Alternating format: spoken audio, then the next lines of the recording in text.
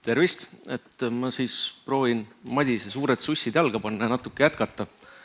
Et mul slaididele ma hästi meelega panin hästi vähe, selleks et ma proovin oma aja, mis mul on umbes 15 minutit, ära katta kolmes nagu vaatenurgas, ehk siis mis meie meelest on niisugused teemad, mida on oluline jagada ja mida oleks siis võib-olla teistel hea kuulata ja tähele panna. Ja siis esimene slaid ongi oluline. Ja olulise kontekstis, kuivõrd meil asutus tegeleb paralleelselt nii küberturbe kui ka siis riigi infosüsteemi kesksete komponentidega, siis ma võib-olla alustaks küberturbe vaatenurgast, selleks et see on praegu hästi adekvaatne. Ja konteksti mõttes mind ennast kõige rohkem nagu muretab ja kõnetab see, et meil on vaja mõelda küberhügieenile, aga seda just nimelt ka tarkvara loomise, haldamise ja ehitamise kontekstis. Ja kui me senimaani võib-olla oleme aastaid kasutanud seda mantrat, et olge paid ja proovige enda süsteeme vähemalt korra kuus paigata, siis minu väide täna on see, et paikamistsükkel on prognoosimatu. Sa pead seda võib-olla tegema 3 korda päevas. Ja põhjus on hästi lihtne, on see, et niipea kui tuleb mingi uus turvanõrkus, siis tegelikult järgneb sellele rünne juba loetud tundidega. Et me jookseme nagu rämedalt kiiresti lippava rongi sabas, mis tähendab seda, et tänased paradigmad, kus me võib-olla oleme harjunud veel asju ajama nõndamoodi, et keegi admin kuskil nurgas paneb masina püsti, on olemas ilus paigaldusjuhend, on olemas isegi taastejuhend, võib-olla see isegi töötab, see kõik on rämps. Ehk tänasest ei tohiks mitte ühtegi uut arendust teha niimoodi, et see ei ole täisautomeeritud. Paigaldusprotsess peab olema täisautomeeritud, haldusprotsess peab olema automeeritud ja ma pean sealhulgas silmas ka skaleeruvust, sellepärast et me tegelikult vajame und öösel vähemalt 8 tundi, selleks et normaalselt toimida ja vaadates meie pinkide lühiksust ehk siis olematust, siis meil ei ole pääsu sellest, et süsteemid peavad olema natukene iseelassed. See on korralik väljakutse. Korra paikamise juurde tagasi hüpates on see, et selleks, et nagu normaalselt paigata ja mitte üle rabeleda, siis on niisugune, kui siit midagi kaasa võtta, siis võtke 4-täheline sõnaühend SBOM, Software Bill of Materials. Vähim, mida te sellega võidate, on see, et kui tuleb järjekordne turvanõrkus, siis te saate enam-vähem öelda, et kuulge, et see vist ei ole minu teema. Lihtsalt võib-olla tagasipõikena on see, et kui meil oli Log4j turvanõrkuse skandaal, mis algas ühe ilusa koosistumise ajal ja siis läks ilgelt rabelemiseks kõikides majades niisuguse paarinädalase viitega, kaasa arvatud meie enda majas, siis meie enda maja näitel oli see, et ma ootasin umbes 2 nädalat, peaaegu kannatlikult. Küsisin äritiimidelt, kuulge, mis seis meil Log4j-ga on, kas meil päriselt ei ole ühtegi asja, mis Log4j kasutab? Ei ole, kõik on väga hästi. Infosekk ütles seda sama. Mul läks silmest mingil hetkel mustaks, siis ma kirjutasin lihtsalt ühe skripti valmis ja kammisin läbi kogu meie taristu. Arendustoodang test ja viskasin järgmise päeva hommikul nii Infosekki kui äritiimidesse. Siis peale seda oli natuke aega vaikust, siis ma sain sõimata, et miks ma seda tegin ja siis hakati parandama. Aga ütleme, et me oleme tänaseks õppinud, me proovime seda natukene paremini teha, proovime üks samm eespool olla. Loomulikult me ei ole ideaalsed täna, aga töö käib. Võib-olla mida veel soovitada on see, et vaadake avaarenduse suunas. Kui võimalik, tehke avaarendus, sellepärast et näiteks GitHubis on olemas väga head tööriistad, mis tegelikult seda soodustavad. Kui ei ole nagu otsest vastu käivat argumenti, et miks seda mitte teha, siis prooviks seda kasutada, et see aitab natukene. Ja teine, võib-olla kolmas soovitus selle küberhügieeni kontekstis on see, et õue ulatavate otste osas, kui üldse miinimumist rääkida, siis need otsad, mis õue ulatuvad, mis iganes moel, kas või X-teele, nendele hoolitsege, et teil oleks olemas mingisugune kehtiv toeleping või oleks omal majas võimekus kiireid parandusi ise sisse viia, sellepärast et see sama asi, millest ma alustasin, et meid võivad tabada vajadused, kus me peame paikama mitu korda päevas, see tähendabki seda, et me peame olema võimelised tarkvara parandama ka mitu korda päevas. Et see on päris karm väljakutse. Ja ma arvan, et Martin vist räägib Zero Trusti märksõnadest natukene lähemalt, et ma jätan Martinile ka midagi. Ja siis ma võib-olla räägin natuke küberkaitsest. 2 sõna on see, et need riigi ja kohaliku omavalitsuse sektori asutused, kes täna veel ei ole otsustanud, et riigivõrk on piisavalt hea seal toimetamiseks, need võiksid seda kaaluda. Seal on 2 aspekti. Üks aspekt on see, et mida rohkem on riigivõrgus kliente, seda suurem või seda parem on meie enda ohupilt. Ehk siis me saame nagu kiiremini reageerida tekkivatele jamadele ja me saame seda ka perimeetril natukene juhtida. Me ei saa seda palju teha, aga me saame seda natukene teha. Et see võiks natukene aidata kaasa selle asjale. Ja teine aspekt on selle küberkaitse kontekstis või küberintsidentide kontekstis. Ma nüüd ütleks siis niipidi, et kui kellelgi midagi juhtub, olge head, andke teada sellest. Et kõigil juhtub, ka meil on juhtunud, kui avalikult viimasest juhtumisest rääkida, siis selleks on pildilekke skandaal. Ja tegemist oli ühe vana ja siukse lohiseva pisikese jupikesega, millele ei mõistetud tähelepanu pöörata. Aga juhtub kõikidel asutustel ja point on selles, et kui te jagate neid jamasi, siis me tegelikult ka siis riigivõrgu ja CERDi vaatenurgas saame pöörata paremini tähelepanu sellele, et kas midagi sarnast on kuskil mujal ka olemas ja mida selle nagu sarnaste nagu olukordade ärahoidmiseks annab keskselt teha. See on niisugune mõttekoht. Ja siis võib-olla kübervaldkonnast viimane asi on nagu küberteadlikkus, et eks me taome seda trummi nagu kogu aeg. Meil on olemas niisugune keskkond nagu kübertestid. Tänase seisuga ma just hommikul vaatasin statistikat, et 23 oli meil umbes 300 asutust ja umbes 20 000 peale testi läbijat. See on väga hea. Kas te teete seda ise siis oma inimeste küberteadlikkuse testimist perioodiliselt või kasutate mingit keskset teenust, ei ole vahet. Tegelikult oluline, vähemalt minu vaates, on see, et keegi võiks vaadata nendele testitulemustele peale. Ja kui on näha selged nagu vajakajäämised, siis teha seda majasiseste koolituste ja siis teavituste, mille iganes raames. Selleks, et kui me ainult teeme inimestel testi ära ja sellel järgne nagu mingit korrektuuri tegevust, siis on ta veidike kasutu. Ja inimesed vaatavad ka sellest, teen ära midagi ei juhtu, kästi teha. Et see ei ole päris see, mida me tegelikult tahame. Aga nüüd võib-olla olulistest asjadest kõige olulisem on sõnum, mis tuleb meile EID valdkonnast. Ja sõnumi sisu on see, et meil järgmine aasta hakatakse produtseerima uusi ID-kaarte. Kõigepealt siis tänase tootja siis ehk Idemia kaardid saavad uue kiibi. Siis neid kaarte hakatakse väljastama umbes juulist. Me loodame väga, et see ei põhjusta tänavastes driverites ja tarkvaras olulisi tagasilööke, vähemalt hetkeseisuga me ei tea, et seda peaks olema. Aga mürki saame kuskil aprillis võtta, niisugust kergemakujulist. Ja teine aga olulisem nüanss on see, et umbes novembris lisandub meil uus kaarditootja, kes on siis Thales. Mida see tegelikult tähendab, on see, et kõik täna otse ID-kaardiga interakteeruvad süsteemid vajavad kohendamist. Kõik. Et toetada uusi kaarte. Ja see märksõnana jätke endale kuupäev meelde, see on november. Siis hakatakse neid umbes produtseerima. 2025 november. Ja teine on 2025 juuli. Et need on 2 olulist märksõna. Need, kes kasutavad siis ID-kaarti kuskil enda ehitatud autentimiskihis, kuskil enda kõhus niimoodi, et päriselt interakteerutakse ID-kaardiga, palun varuge natukene aega, varuge natukene arendus- ja kohendusressurssi. Ja võib-olla see soovitus ka, et väike nüanss veel kõrvale, et tegelikult tekib siis ka 2 paralleelset usaldusteenuse osutajat. Lisaks SK-le tuleb siis turule CETES, mis tähendab seda, et meil on 2 tühistusnimekirja.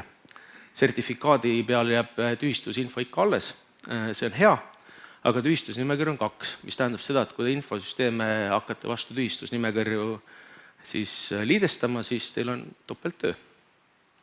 Et need on niisugused infobitid, mida oleks oluline teada ja mida see tähendab. Tehke inventuur oma infosüsteemides, vaadake, kus teil on niisugused seosed kasutusel. Kui võimalik, kasutage keskseid teenuseid, näiteks Taragov, SSO, Siva, Siga, sellepärast, et see annab teile riigisektoris võimaluse natukene vähem treida oma kõhus ja nii nagu Madis just rääkis, see annab meile võimaluse nutikaks kokkuhoiuks, selleks, et kui me keskses süsteemis oleme paranduse sisse viinud, siis see rakendub mujale ka. ja vaadake id.ee veebis uudiseid ja siis proovige ennast möllida uudislisti saajate hulka, et see aitab teil õigel ajal on the top olla. Nii, mis uut?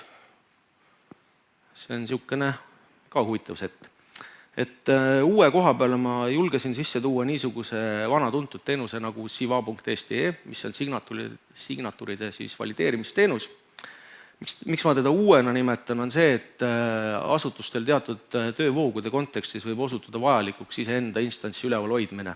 See võib tuleneda sellest, et sa töötled näiteks AK infost natukene tundlikumat infot. Siis nüüd mõningate klientidega on see asi järgi proovitud, dedicated instantsid töötavad, ehk siis kellel peaks olema selle järgi vajadus, vaadake Siva GitHubi reposse, seal on juhised, kui need on viletsad, andke märku, teeme need paremaks. Aga fakt on see, et need on kasutatavad. Siis teine niisugune bitt EID valdkonnast on see, et me oleme 2025 esimesel poolaastal otsaga ilmselt sealmaal, et meil tekib uus CDOC2 krüpteerimisformaat ja teenus. Vana lihtsalt tagasi põike, nagu mu mälu mind väga ei peta, peaks olema pärit aastast 2002. Sinna on oma 22 aastat on mööda läinud, et teeme nüüd uue sammu. Mida see tähendab? On see, et ökosüsteemi tulevad juurde uued komponendid, võtmevahetusserverid. Keegi peab neid ülal pidama. RIA hakkab pakkuma kindlasti CDOC2 võtmevahetusserveri teenust neile, kes seda soovivad. Ilmselt ta jääb digidokis vaikimisi konfigureerituks sarnaselt Sivale. Samamoodi täpselt asutustele, kes siis vajavad mingil põhjusel enda oma, on see võimalus ise need püsti panna ja neid kasutama hakata. See ei tähenda seda, et kui see avalikuks saab ja kasutusele tuleb, et ta ilmselt jääb vana CDOC1 veel tükk aega toetatuks. Üleminekuperiood on kindlasti olemas, selle osas ei ole veel lõplikku otsuseid tehtud. Ja mis selle nagu põhiline võit on, kui nagu sellest lõppkasutaja vaatenurgast vaadata, on tegelikult see, et me saame hakata krüpteerima siis Smart ID ja Mobile ID kasutajatele sõnumeid, ehk siis seesama teema, et meil suur osa seltskonnast on juba kogunenud nendesse seadmetesse, mis tähendab seda, et neid tuleb hakata toetama. Ja nii nagu ma markeerisin, siis sarnaselt Sivale saab seda ise panna täiesti rahulikult püsti ja siis enda sõltumatut instantsi kasutada, juhul kui ei peaks toetama või tunnustama näiteks RIA keskset teenust.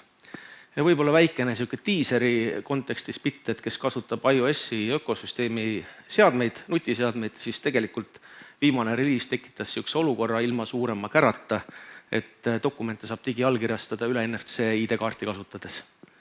Kes tahab hullata, proovib ja annab tagasisidet. Et me ei ole suurt kampaaniat selle osas teinud, aga see täitsa töötab, proovisin, väga hea.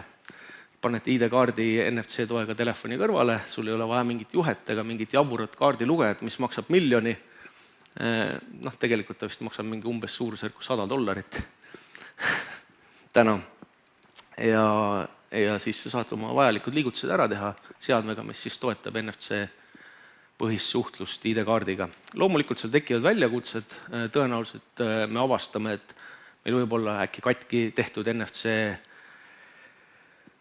mitte töötavate NFC liidestega kaarte, me peame hakkama sellega tegelema, kogu toeorganisatsioon vajab siis võib-olla natukene selle koha pealt järeleaitamist, aga ma arvan, et see on asi, mis lihtsalt elu arenedes on hädavajalik.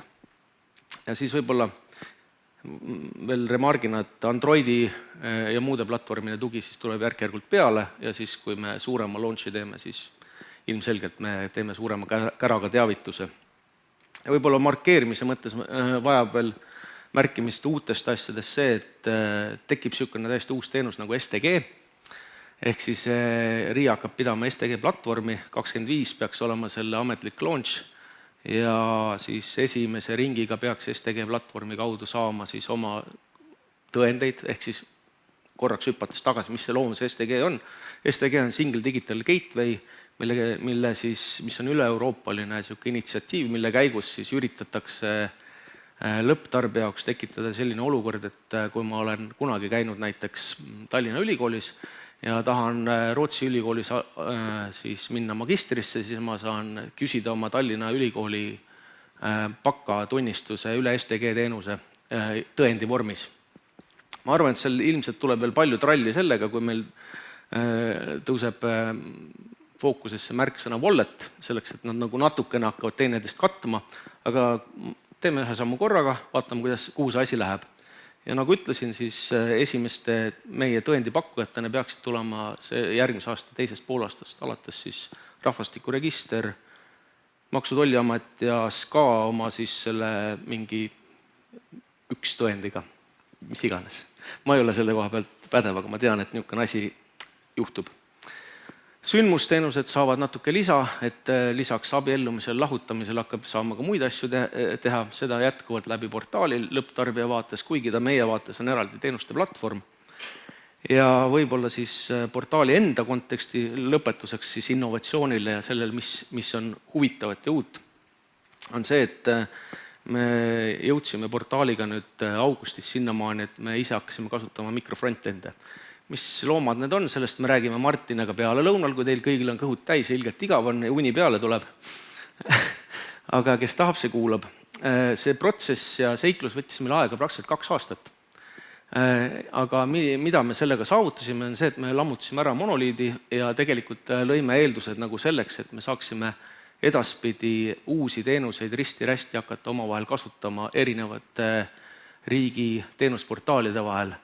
Ja me oleme selle osas nagu väga excited, sellepärast et me näeme, et see lisaks XT-le ta annab ühe täiendava layeri ja võimaluse pakkuda lõppkliendile siis teenust tajutavalt ühise voona. Et võib-olla siis, keda see MFV-de ots siis huvitab, siis kuulake meid. Ja portaali kontekstis võib-olla viimane asi on see, et me varsti tuleme äpiga välja, teist on ilmselt enamik on beta kasutajad, olete oma tagasiside juba kindlasti andnud. Ja see lihtsalt fun factina on see, et me äpi selles inkarnatsioonis jõudsime sinnamaani, et me kasutame portaaliga täpselt sama backendi, et meil ei ole erinevat backendi, meil ei ole erinevat tooteliini, see on lihtsalt üks esitluskiht, sarnaselt siis paksule kliendile portaalis. Ja siis mul on järele jäänud 5 minuti jooksul, ma jätan vist minuti küsimustele ka, käin kiirelt üle. Et me ise oma majas liigume kindlasti edasi GovSSO jätkuarendustega, selleks, et seda mikrofrontendide maailma paremini toetada, me peame seal protokollis tooma uusi featuure, mida täna meil veel ei ole. Et selle osas töö käib. Köögipooled sügavamalt on see, et me jätkuvalt oleme seda usku, et mikroteenustega tuleb tegeleda, ja tuleb ka tegeleda tänaste teenuste konteineriseerimisega, mis lihtsalt loovad see pikemas perspektiivis eelduse seda selleks, et me saaksime mõistliku raha eest avalike pilveteenuste peal neid jooksutada. Ehk siis niisugune mõnus maagiline 3-täheline K8S ehk siis Kubernetes. Et kui sul ei ole konteinerid, siis alusta nende peale mõtlemisega ja kui sul ei ole mikroteenuseid, siis vaata, mis on mõtet lammutada. Nendest me põgusalt ka räägime oma töötoas, et kuidas ja kui palju lammutada ja kas lammutada, selleks, et alati ei pea lammutama hambad ristis. Ja siis õpetame oma inimesi kupsiga toime tulema ja tegelikult valmistame taustal ka vaikselt avalike pilveteenuste kasutuselevõtuks. Meie enda sisemine plaan on see, et me oleme suuteline oma kriitilisi teenuseid 2027. aasta lõpuks käitama paralleelselt nii riigi taristus kui ka avalikus pilves. Õigemini, kui täpselt sõnastada, siis me oleme võimelised väga kiiresti lülituma erinevate asjade vahel. See on paras korralik väljakutse ja selle osas käivad tänased sellised pilootprojektid, millest võib-olla tasub välja tuua siis ekstra selle, et täna me piloodiga oleme toodangus portaali postkastiga puhtalt Kubernetesi platvormil ja siis valimiste infosüsteemi projektis meil tegelikult käib üks piloot, kus me vaatame just nimelt seda lülitamise aspekti, et kuidas seda tegelikult erinevate pilvede vahel teha ja kas see üldse on mõistlik erinevate pilvede vahel teha, et siin meil Siimuga on natukene maailmavaatelised erinevused, et eks me siis valideerime seda kambakesi, et kus suunas see asi läheb. Ja siis vaatame. Siis võib-olla tasuks ära markeerida EITSU standard. Me oleme oma majas sellega teisel ringil, ehk siis esimene auditiring on läbitud, teisega oleme teel. Me oleme täna oma tööriistadeks valinud Jira Asseti, ehk siis me Jira Assetis hoiame koos CMDB-d, teenuste portfelli ja siis tegelikult EITSU pileteid. Me näeme täna selgesti seda, et jah, see on kasutatav, aga me näeme ka selgesti seda, et see piletite parv per teenuse omanik on liiga suur.